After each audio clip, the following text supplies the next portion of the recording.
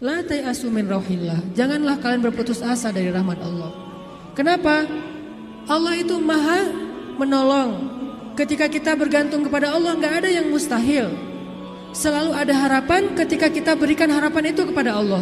Tapi kalau kita berikan harapan itu kepada makhluk, kadang-kadang harapannya semu. Karena makhluk itu, manusia itu sifatnya kullu man 'alaiha fan. Gak ada yang bisa benar-benar total, gak ada yang bisa benar-benar abadi, itu gak bisa.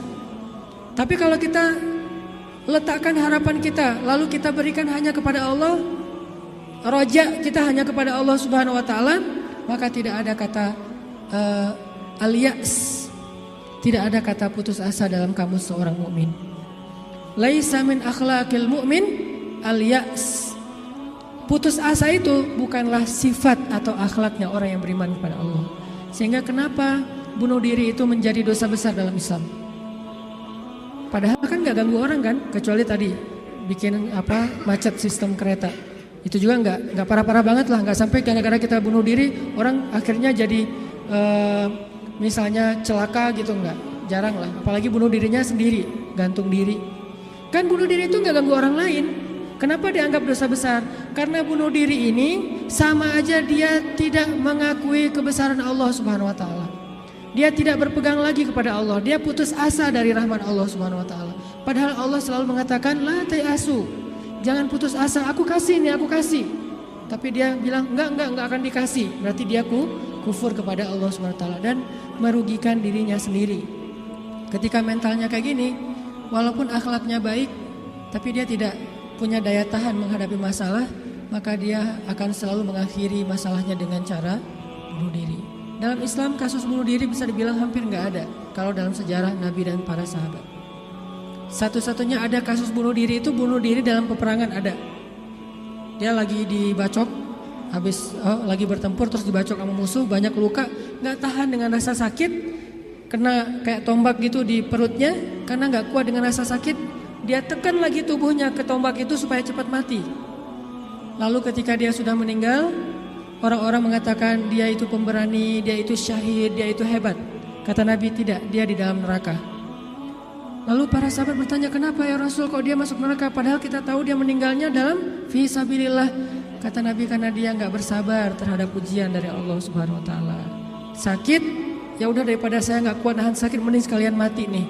Itulah al-ya's. Dan itu tidak ada dalam kamus orang yang yakin kepada Allah, beriman dan bergantung kepada Allah Subhanahu Wa Taala.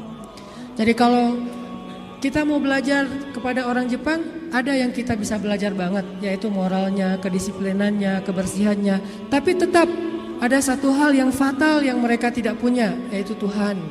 Mereka nggak percaya kepada Tuhan. Kalaupun ada agama, kata teman-teman di sana, lahirnya sebagai orang agama Shinto kalau nggak salah, terus nikahnya sebagai agama Katolik kalau nggak Protestan, matinya sebagai agama Buddha. Jadi gonta-ganti itu. Kenapa gonta-ganti? Karena buat mereka agama itu hanya sekedar culture. Mereka tidak menyebut Islam sebagai agama Islam, tapi budaya Islam. Mereka tidak mengenal nilai-nilai ideologis, yang mereka tahu adalah nilai-nilai budaya, adat istiadat atau culture. Sehingga buat mereka pindah-pindah culture itu bagian dari kebijaksanaan. Kayak kita misalnya, saya nih orang Aceh. Ketika saya berada di Sunda, di mana bumi dipijak, di situ langit dijunjung. Itu kan wise kan?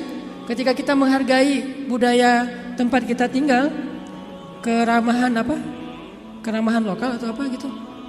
Nah ini kan kearifan lokal. Arif kan bijaksana nih. Nah karena mereka menganggap agama itu hanya sekedar culture, maka arif menurut mereka itu ketika kita bisa beradaptasi dengan semua momen-momen culture itu.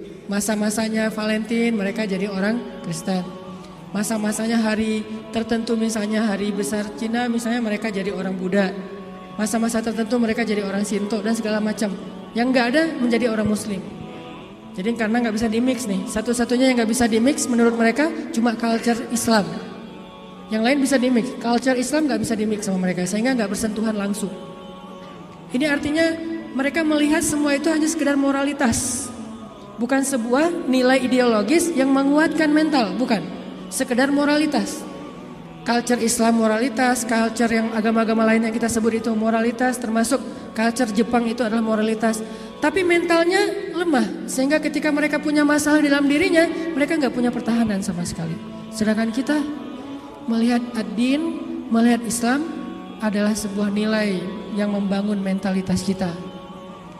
Hanya akhir-akhir ini kita cenderung melihat Islam itu hanya sebagai undang-undang, sebagai syariat, sehingga orang takut sama Islam. Seolah-olah kalau kita mau menegakkan Islam, yang kepikiran itu cuma kisos, yang kepikiran itu cuma cambuk. Padahal Nabi menerapkan itu juga akhir-akhir setelah mentalitasnya udah mantap nih.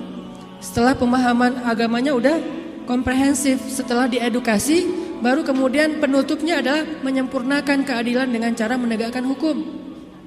Kalau ada orang yang bilang misalnya, ngapain sih Tuhan katanya pengasih tapi kok menciptakan neraka? Sebetulnya jawabannya logis banget dan sederhana kan? Karena tanpa ada surga neraka tidak ada keadilan. Kemana larinya orang-orang yang berbuat jahat dan zalim kalau tidak ada neraka? Maka kalau semuanya masuk surga, yang zalim sama yang terzalimi, lalu di mana keadilan? Kalau gitu kita mending jadi orang jahat aja, toh masuk surga juga kan? Mending kita ambil aja hak orang lain, toh nanti di akhirat juga tetap masuk surga. Kalau gitu di mana ada keadilan? Keadilan Allah itu justru menciptakan surga dan neraka. Cuman pintu surga lebih banyak daripada pintu neraka. Dan Allah selalu memberikan peluang untuk selamat dari api neraka dengan cara mengampuni dosa. Allah Maha Adil. Allah gak mengatakan kalau udah cap neraka udah gak akan lagi berubah. Enggak. Kalau kamu buat dosa sekali gak akan diampuni, pasti masuk neraka. Enggak. Disitulah Maha Rahman. Selain Allah Adil, Allah juga Rahim, Rahman, Rauf, apalagi banyak sifat-sifat Halim.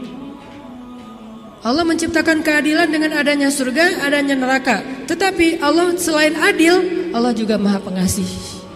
Dengan apa? Kalau ada yang berbuat dosa, gak langsung dihukum sama Allah. Kita sering buat dosa, emangnya langsung dihukum? Enggak. Kadang-kadang memang Allah langsung negur, tapi bukan hukuman. Karena kalau dihukum harusnya lebih dari itu. Kalau ditegur, karena kadang-kadang kita gak sadar dengan cara-cara yang baik. Allah kasih sedikit, ada cemeti sedikit biar kita dicambuk sedikit, ditoel dikit ya. Biar kita sadar. Supaya apa biar kita sadar? Biar dengan kesadaran itu kita menjadi lebih baik, lebih bermanfaat, lebih berkualitas hidupnya. Allah gak langsung menghukum kita. Kalau Allah mau menghukum kita dengan dosa kita, kayaknya kita gak ada yang berada di sini sekarang nih. Udah celaka dari dulu-dulu juga. Sekali kita minum, sekali kita narkoba, sekali kita berzina, sekali kita membunuh, sekali kita mengambil hak orang lain, udah langsung celaka.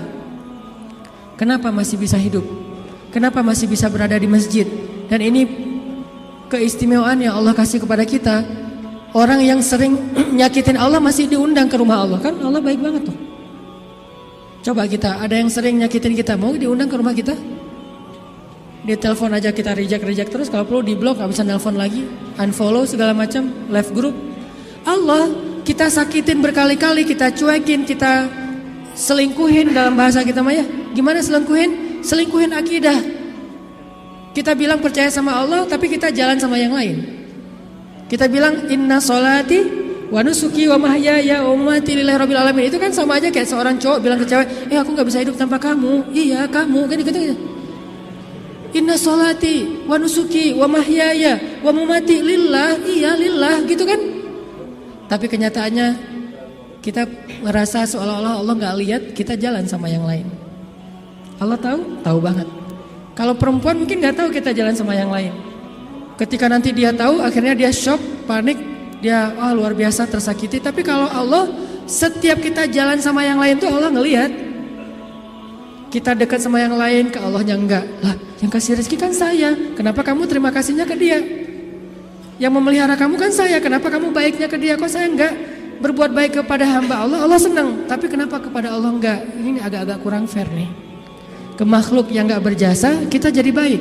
Ke Allah yang maha berjasa kita cuek. Malah kita menuduh Allah dengan tuduhan-tuduhan yang gak pantas. Ngerasa Allah gak penting dalam hidup kita.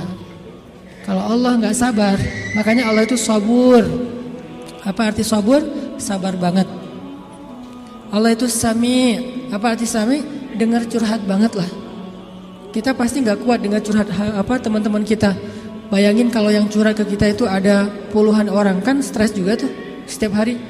Allah dicurhatin miliaran orang setiap hari, coba. bukan miliaran orang, miliaran makhluk, semuanya curhat kepada Allah. Yas'aluhu man fis samawati wal ardh. Semua yang ada di langit dan di bumi curhat kepada Allah. Tapi Allah mendengar semua curhat mereka seolah-olah mereka itu cuma satu orang doang gitu. Dan baru pertama kali curhat, akhirnya Allah mendengarnya tuh Sami'un. Betah banget ngedengerin curhatnya. Betah banget Allah dengar curhat kita, nggak pernah. Kan kamu udah kemarin curhat, giliran atau dengan yang lain? Enggak kan? Kita berdoa setiap hari, kan udah kemarin giliran. Soalnya yang berdoa itu banyak loh. Kita di DM aja, di Japri aja kadang-kadang bete juga nih kalau udah dijawab sekali terus nanya lagi. Karena banyak banget yang bertanya. Kan agak capek tuh, makhluk. Makanya kita nggak disebut Sami'ud, tapi kita Sami'un. Allah Sami'un, kita Sami'un. Apa bedanya? Kalau Sami'un senang mendengar, tapi tetap ada batasnya.